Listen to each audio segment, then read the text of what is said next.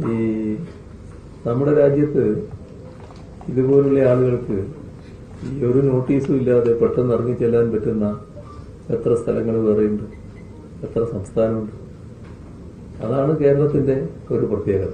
കേരളത്തിൽ ഇറങ്ങി ചെല്ലുന്നതിനോ നടക്കുന്നതിനോ സാധാരണഗതിയിൽ ഒരു പ്രയാസമില്ല.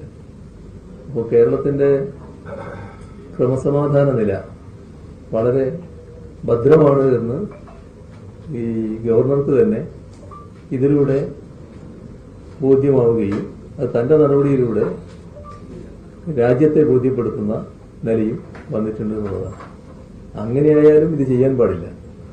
ഈ ക്രമസമാധാന നില വളരെ ഭദ്രമായാലും ഒരു ഉന്നത സ്ഥാനത്തിരിക്കുന്ന ഒരു വ്യക്തി സാധാരണ പ്രോട്ടോക്കോളൊക്കെ ലംഘിച്ച് തോന്നിയ പോലെ ഇറങ്ങി നടക്കുന്നത് അത് അനുകരണീയമായ മാതൃകയല്ല. അത് ചെയ്ത്